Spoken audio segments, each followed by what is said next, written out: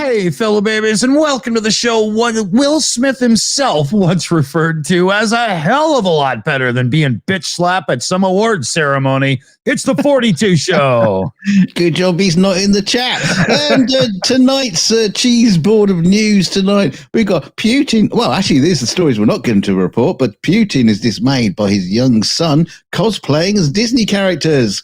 A fossil predating the dinosaurs by hundreds of millions of years has been found in a paving stone in the Scottish city centre. And scientists at Cranfield University, North London, tested the world's stinkiest cheeses using human sniffers as well as computer-linked electronic nose to rank the odour, and determined that Vieux Boulogne from France was by far the stinkiest cheese in the world. You were going to say foot cheese, but you know. And over to Dick to the automotive desk. Yeah, so you remember, fellow babies, just recently we told you how GM is facing some serious crap for taking all the data they can get out of you through their cars and selling it to an advertising firm that sells it to insurance companies and all kinds of places. Well, I guarantee they're not going to be the last company to go down on this racket, but the Ford Motor Company has figured out how to double dip. So they've got a patent, and this was filed. This is a Ford Motor Company patent, a system that, per this filing, would use several different sources of information to customize advertising content to play in your car. One such information stream that this hypothetical system would use to determine what sorts of ads to serve you could be the voice commands you've given. It would also identify your voice, recognize you and your ad preferences, and those of your passengers. Finally, it could listen to your conversations and determine if it's better to serve you a visual ad while you're talking or an audio ad when there's a lull in the conversation. Oh, that's brilliant. So I don't know if can you imagine it? Can you imagine it's like having just a conversation? Oh yeah, I like cheese. Yeah, have you seen that nice cheese? Oh, I'd love it. That's an advert pops up in your windscreen. Yeah, man. Right? Try this cheese. Yeah. So Ford CEO George Orwell. No, I'm just kidding. But the patent, in a roundabout sort of way, acknowledges that his advertising could be frustrated and received poorly by their customers. So there's recognition that an occupant's natural inclination to seek minimal or no ads should be balanced with maximum opportunity for ad-based monetization. So it'll use different algorithms to bypass occupants' preference for zero ads by playing ads at certain times, attempting to minimize disruption by understanding context. It's just unbelievable. So, they use external sensors to perceive traffic levels and weather, and the internal microphone to understand conversational cadence, to regulate the number and relevance of ads shown to the occupant. So if GPS knows that you've parked near a store, it might show you ads relevant to that retail location. Got passengers, maybe an audio ad for you, and they get a visual one. Hate the ads themselves? The system can infer based on how you react. Do you click the get promo code button? Do you yell at the screen? Blah, blah. It's listening. Essentially, there's this full automated workflow. So you put into your GPS where you're going. The car can figure out you're going to be going a 24-mile journey. It knows there's traffic congestion in a few different places and stuff, and it starts figuring out the best way to market to you. Oh, just the best way is going to take you to the places it's been advertising to you. I know that seems to have nothing to do with it anymore. Like, it's just, they don't care about the person anymore. Now it's, your car, like the doors lock and it just takes you to Walmart, right? Yeah, it takes you to McDonald's drive-through. So, new cars in the last, since just before the pandemic there have skyrocketed in price, and more people like me are very much, I don't really want many computers in my car. I like a car that's old enough, but still new enough. So I have anti-lock brakes, electronic ignition, fuel injection and whatnot, but I don't need any of this crap. And to think of the billions that these car makers make. They're also selling your data, and now they're trying to figure out how to monetize you minute by minute in the car that you supposedly own. Unbelievable. No doubt, man. It's unreal what corporate thinks they can get away with these days. Vote with your wallets, people. Don't let these people push you around. The thing is, you might expect this sort of thing to like just sneaking in, and before you know it, it's already happened. You know, it's just creeping into everyday life, and you just have no idea. Yeah. Before you know it, we are just like swamped and surrounded. You know, like what was that movie with Tom Cruise where he's running around? All of them. All of them. Yeah, he's always running around. But yeah, no, it's the one Minority Report, and he's like walking past and all the billboards, and the billboards like recognize him. Yeah, and yeah. So they're getting directed ads to everything, you know, through the tube station to the shopping mall. Yeah, it's coming in. But imagine it in your car. This is something that you pay thousands and thousands of dollars for. Hoovie's Garage just today did a video, and he was looking at like the bottom of the barrel Chevy truck, one step up from the work truck, you know, the one that people actually buy to drive. Base price was $57,000 American. And he was like, what the hell's going on? This has no features, nothing, and it's $60,000. Yeah. You know? And they're going to make money off you every day you own it. They're going to tune the engine so it vibrates at a certain frequency, sending Morse code messages through your bum and into your brain to go shopping. I need a taco. Buy Toyota. Oh no, shit, it's not working. Yeah, what the hell, man? You know, let me. Oh, jeez. Okay, so where are you going first here? We could go on about this like it's an after show, which is coming up. We'll do that. We'll do that later. Yeah. So, federal prosecutors charged a North Carolina musician with defrauding streaming services of $10 million through an elaborate scheme involving AI. Michael's that was it. That was his favorite song. Michael Smith, 52, allegedly used AI to create. Don't think so. But he allegedly used AI to create hundreds of thousands of fake songs by non-existent bands, then streamed them using bots to collect royalties from platforms like Spotify, Apple Music, and Amazon Music. Smith allegedly broke the law by setting up an elaborate fake listener scheme. The charges, which include wire fraud and money laundering conspiracy, if convicted, Smith could face up to 20 years in prison for each charge. Wow. Now, here's the thing. That you might be thinking, oh, yeah, everything's all AI, these days. Yeah, it doesn't surprise me. But wait, because Smith's scheme ran for 7 years, involving creating thousands of fake streaming accounts using purchased email addresses. He developed software to play his AI-generated music on repeat from various computers, mimicking individual listeners from different locations. Wow. And he managed to rack up billions of streams. So to avoid detection, Smith spread his streaming activity across numerous fake songs, never playing a single track too many times. And he also generated unique names for all the AI-generated artists and songs, trying to blend in. He's got like artist names like Callous Post and Calorie Screams. Well, their songs included titles like Zygot Wash Stands and Zymotic Mechanical. Yeah, but initially, Smith uploaded his original music, but found his catalog failed to actually generate any significant income, probably because it was crap. But he tried to collaborate with some other musicians, reportedly offering to pay their songs for royalties, but that failed. But so this led Smith to develop his own AI-generated music in 2018. Wow! Yeah. So this is going back some years of AI music. He's like the first. Quite interesting. Yeah. But he partnered with an as yet unnamed AI music company CEO and a music promoter to create a large library of computer-generated songs. The district attorney announced announcement did not specifically say what method Smith used to generate the song. So we don't know how he actually did it. But, going back to 2018, if he's mixing it up with an early adopter of AI music, that's kind of interesting. Yeah.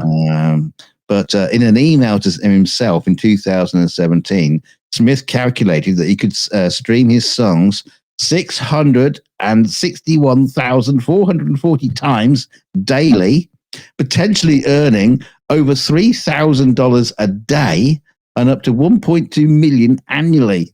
Nice. By June 2019, Smith was earning about $110,000 a month.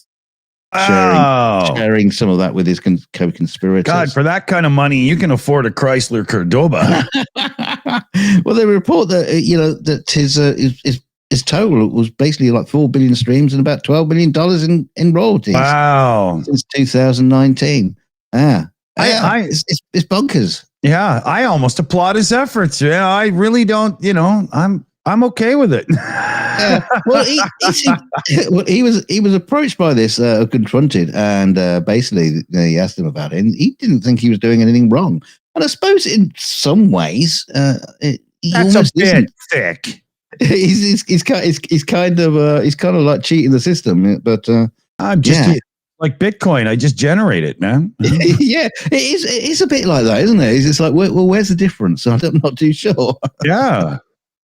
But I suppose fraud was involved, and he's being taken to court about it. So what do we know? Well, I like it anyway. So good on you, dude. Not so good on this stupid idiot. Oh, yeah. If you don't know, that's Pim Tool. YouTube is removing channels and videos as fast as they can find them, everybody. They've removed 5 channels linked to Trenet Media following the Justice Department indictment that tied the company to the Russian government.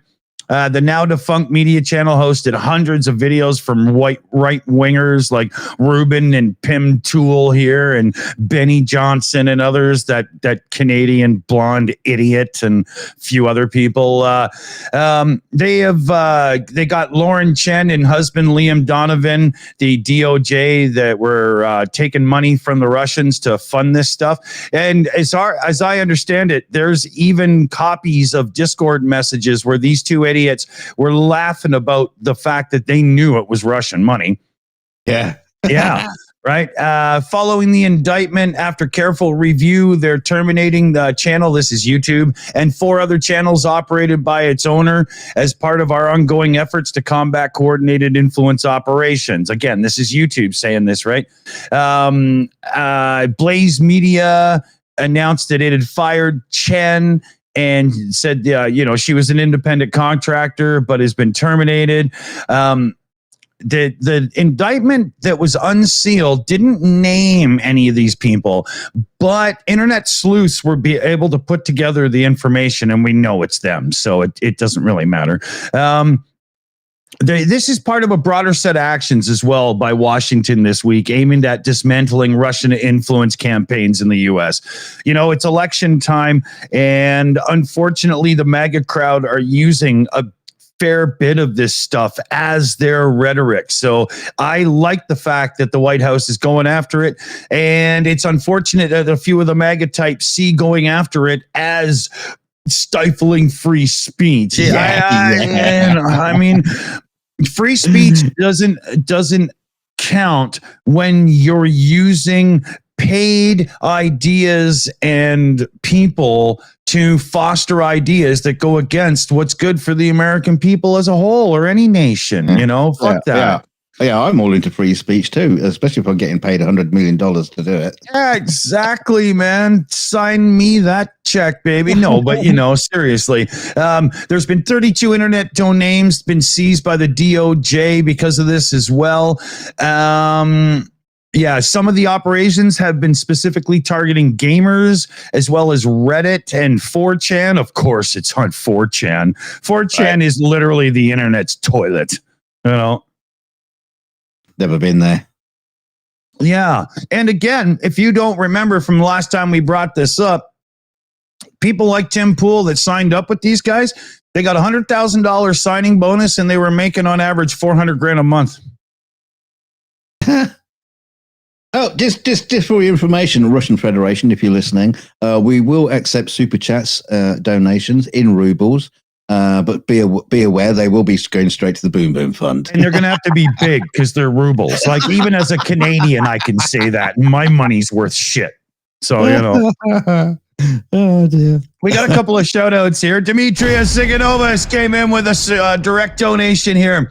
Mr. Dick, I officially don't buy Kannapolis beer no more. As it turns out, they sell in Russia too, I found out.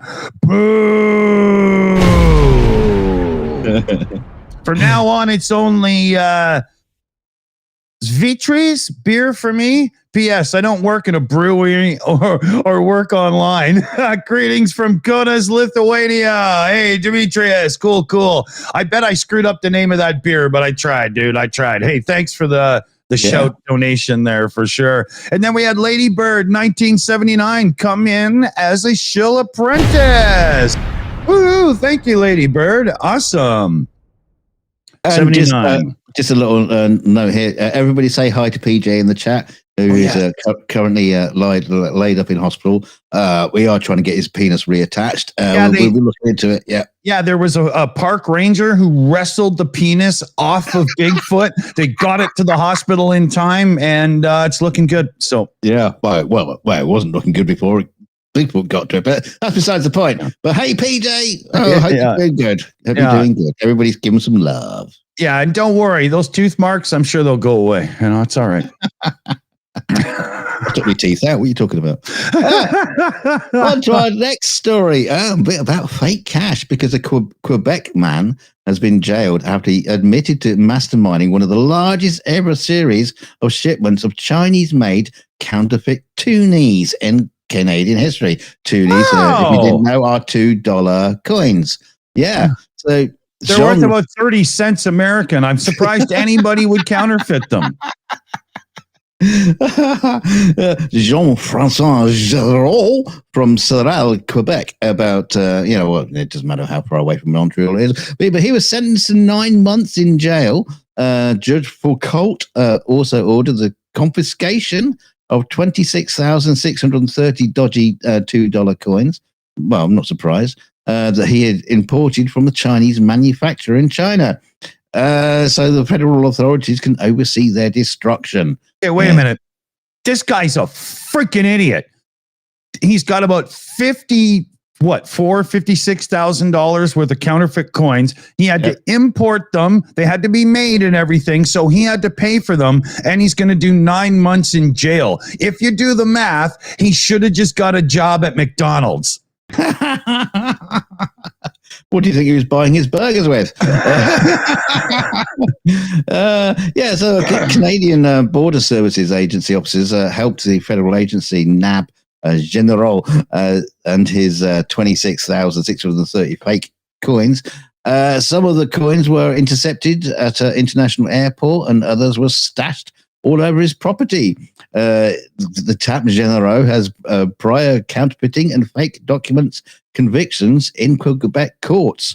He's also disguised the imported fake coin shipments delivered by FedEx as metal badges on a shipping manifest, and said they were destined for his company Quebec Cards, which was completely bogus and non-existent.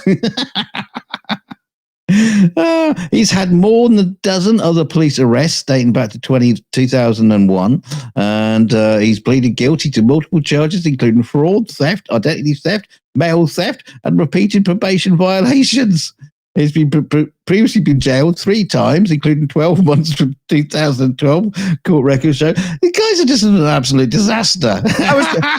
Not only is he a career criminal, but he's fucking stupid. It's just it's like, if you had another job, right, if you were just doing an ordinary job and it's like, this keep failing every single time, you think, right, I'll go and get another job. No, I'm a career criminal who's not very good at it. Maybe you should just go straight. What? Just get a job. I mean, with the whole mail fraud thing, what? Did you get a birthday card for Susie down the road and you kept the $20 and did 3 months in jail for it? Like, what a moron. Oh my gosh. There's actually some funny things about the counterfeit coins because they're not even good counterfeits. Because on the by looking at it, yeah. Well, if you look, you see on the coin on the left there, it says like Canada on each side. Well, one side's supposed to say dollars. Yeah, it doesn't look anything like one of our toonies. The only thing this thing would be good for is if somebody never looked at it, or maybe in, coin operated machines, of which there's probably still 20 left in Montreal, Or like, getting one the shopping trolley, Yeah. What an idiot. Holy God. Yeah, terrible. I once sold a guy a computer and he gave me counterfeit cash for it. And I'm counting it and looking at him. I was like, you got to be kidding me, man. Even I can tell. I have no experience with this, That was funny. It's printed on cardboard. What are you doing? He was like, oh, man, don't call or anything. I said, just get out of here before they find you here. I said, fuck off. Okay, so let me see where I'm going to go here. What's the time? 15 minutes. Okay. I want to get a couple of Trump ones in because, man, this guy is a walking, talking idiot. So former President Trump says if reelected, he'll create a government efficiency task force, and that none other than Elon Musk has already agreed to lead it.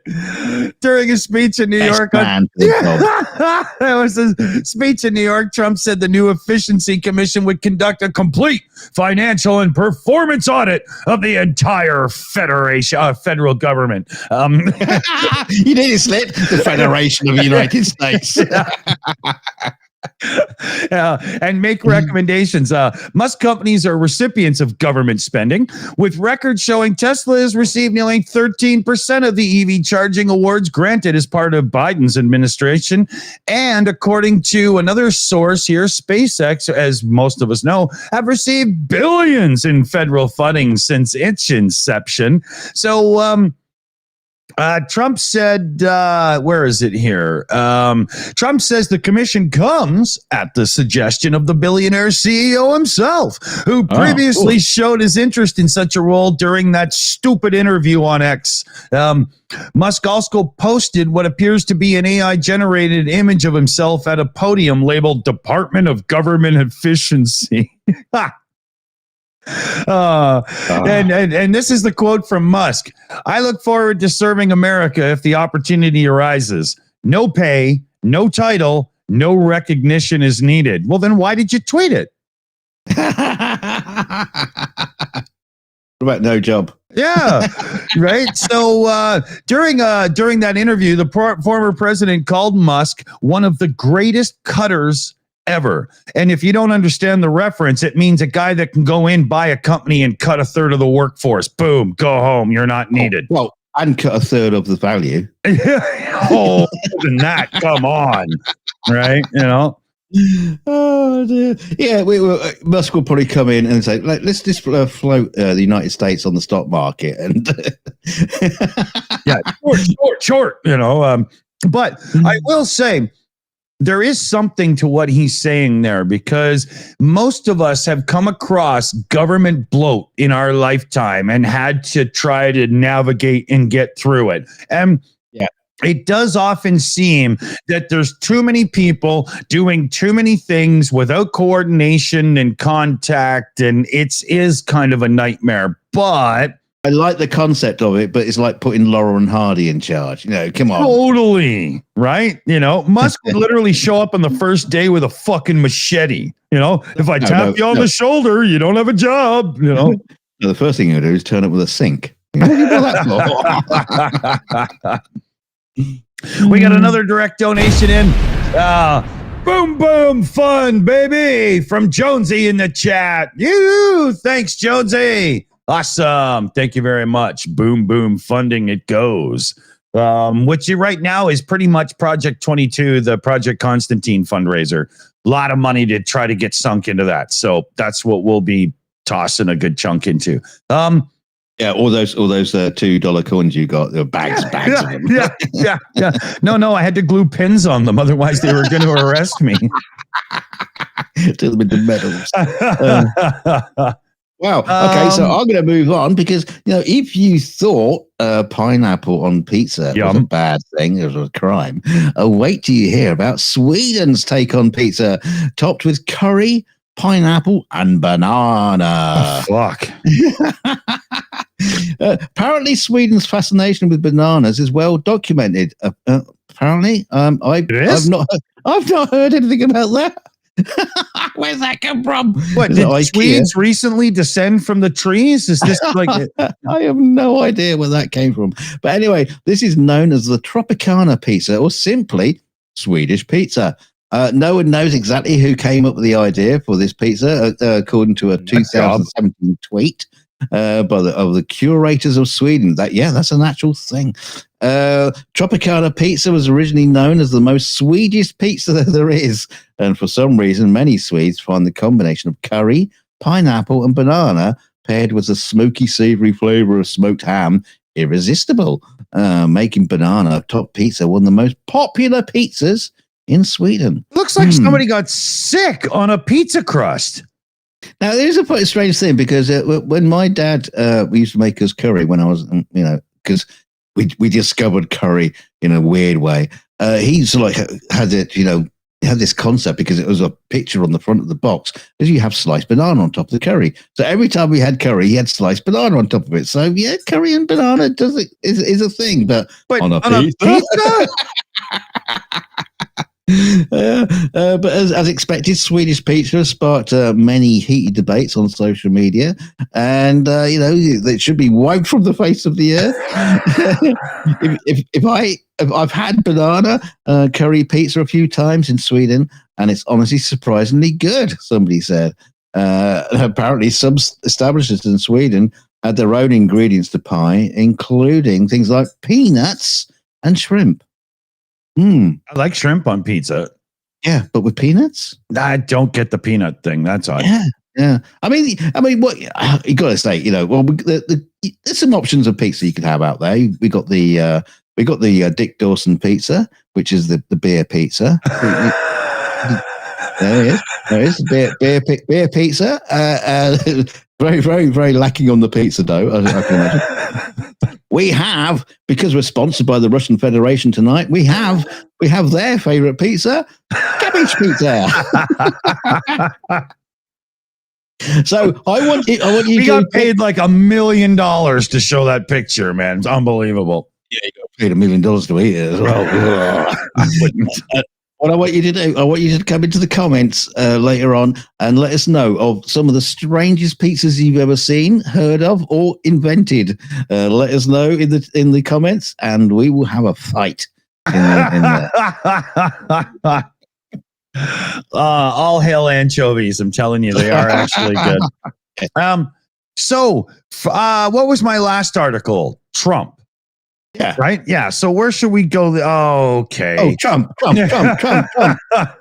So Trump has vowed to share UFO close encounter videos from America's real life X-Files if he's elected president again. He says he'll push the Pentagon to declassify footage of alleged close encounters so they can be shown to the public for the first time. Trump has had a decade-long fascination with aliens and unexplained, right? No, he doesn't. He doesn't believe in them. Yeah. No, but that's the funny thing, because he said there could be life on other planets. Other times he says, no, I don't believe in aliens. And then he says, oh, yeah, I'm going to prove it. I'm going to unclassify. It literally just depends on who he's talking to, right? Yeah. And he said, many people have begged me not to do it, but I'll be doing that very early on. That's what he always says. As soon as I'm in office, I'm going to... Donald, that's going to be the fucking longest first day in presidential history. And where is it here? He said he met with pilots who looked like beautiful Tom Cruise, handsome, perfect people. And they had encounter with objects round in form, traveling fast, and blah, blah. He'll talk about his bollocks. Why do I have to hear about his erotic nature towards pilots during it? Right? Yeah. You know? I mean, they must have been it must have been really uncomfortable for them to stand there watching this former president nursing a semi looking at pilots, right? Well, it was during a beach volleyball competition. Yeah. After the competition, US Navy pilots all stripped off down to their pants. Yeah, after that competition, actually, Trump invested 12% into Speedo. So He certainly took his breath away. I wouldn't doubt that he's going to get together with what's his name? Do we still have that button? No, he's gone. Zondo there, you know. What is it? Oh, Zondo. Yeah. What is it? Why are they here? Yeah, Louis Zondo or El Zondo there or whatever. Yeah. Oh dear. I can tell you about some stuff about him, but I'll save that for the after show. Okay, so where do you want to go here? Well, from one cock breath to another, because a 58-year-old man in Haikou, China's Hainan province, as he was sleeping, he woke up with a strange sensation that something was crawling up his nose. Then he felt something go down his throat. So he started coughing, but nothing came out. So he just went back to sleep. The following day, That's not normal. No, it's not normal. The following day, he put the whole incident to the back of his mind, just where this thing probably was crawling, and just went about his business until he realized that he had particularly bad breath. Even after 3 days, his breath still smelled disgusting, and he also started coughing up yellow sputum. So he decided to seek medical help. The man first went to an ear. Time. The guy first went to an ear, nose, and throat specialist, and but an examination of the upper respiratory tract found nothing suspicious. However, the patient was convinced that there was something wrong, so he was deferred to another doctor. Who cares what that was? But proctologist? They conducted a chest CT scan and found a shadow in the posterior basal segment of the lower right lobe. You will know where that is. Which indicated really good saying that. Go. Which indicated that a foreign object had become stuck there, and it recommended the course of action was minimal invasive bronchoscopy, that a dinosaur. Anyway, during the procedure, fist it. Yeah, just reach in and grab it. But during the procedure, they clearly saw something with wings in the bronchus. Dr. Lin said the foreign body was wrapped in a lot of phlegm, and after sucking out the surrounding phlegm, the foreign body was exposed. It was a cockroach. Oh, dear Lord. After removing the bug from the man's trachea, the area was repeatedly washed and cleaned of phlegm, so the bad smell emanating from it disappeared completely shortly after. And the 50-year-old man made a rotting inside of him, giving him bad breath. I know. What a great excuse. Oh, he got bad breath. Yeah, cockroaches. Oh. Holy God. They did say it's a very, very bizarre case, and it's very, very rare, but advise anyone with reason to believe that they have a foreign body stuck in their lower respiratory, or anywhere, I should imagine, to go and seek medical attention. Yeah, I've got cockroaches up my bum. So that's why my farts smell. Must be cockroaches. Could be. Oh, enough of that. Disgusting shite. So, here, what do we got? 3 minutes. That's just about enough for this. So we like right to repair, ownership, and all this stuff. You know, I get on companies for all this BS with subscriptions and whatnot. Well, now it's come to the big corporate world. AT&T is suing Broadcom for breaking VM support extension contract. Now, let me just give you a tiny bit of background. Broadcom's a big networking company, make chips, all kinds of stuff.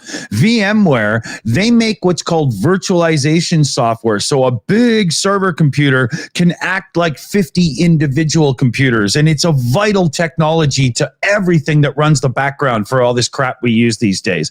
VMware is a massive player in the game.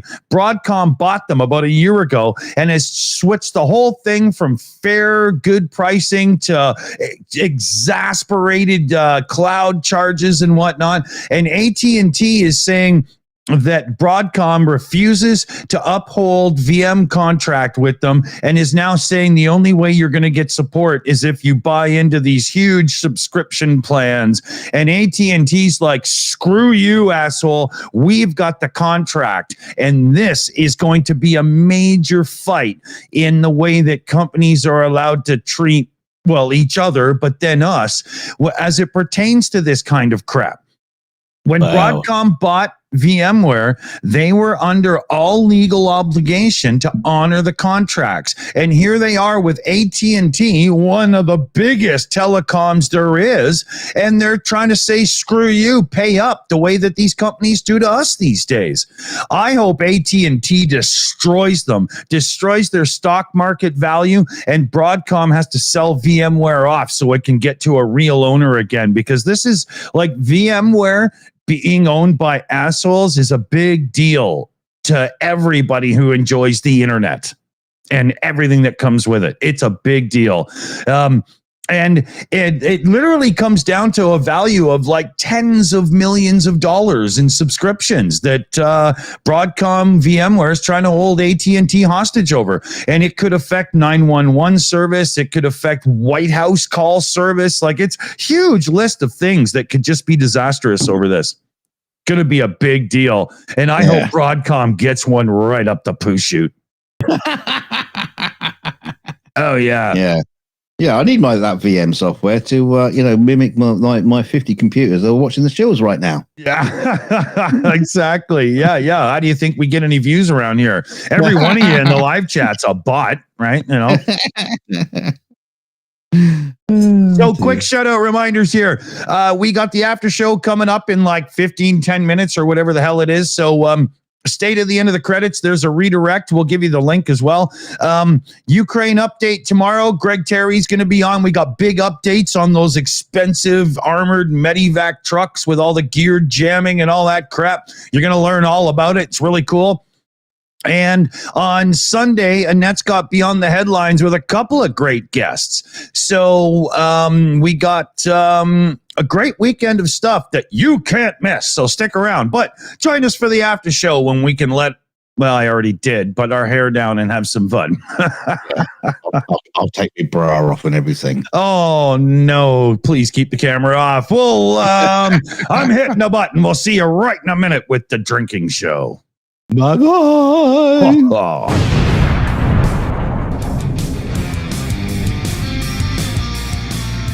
And we got a big thanks to our team in the background who do everything for us, and a huge get well soon well wish to PJ CNET as well. Having your prick bitten off by a Sasquatch, that's a tough racket to take, buddy. Get well soon. We got Annette, PJ CNET, Shayna Caldwell, Crazy Cat, Sketch Crasher, Chris Lundy, and Super Chat Matt. So thanks, everybody, because we just couldn't do this shit without you. And talking of not doing stuff without you, thanks everybody for your super chats, your donations, your channel membership and stuff. All the financial little things you do help keep moving along. And just make the shows better and better as we go. And don't forget to hit like on the way out. Oh, I'm going to do that right now. So you watch the number go up. Now I've done it. Now you can bloody well do the same. Don't forget to share us out. Share us out on social media wherever you can, or go and do something stupid and get us into the news. I'm being told I'm cutting out, and so I'm going to just shut up. It just dropped once there quick on my side. It's no big deal. But yeah, remember, get naked, get public, and tell people to watch the Shills. And more importantly, come and tell us about it in the comment section later. Share the pictures, please. Join us for the after show, in 7 minutes or something. See you there, fellow babies. Bye. Stay chilly.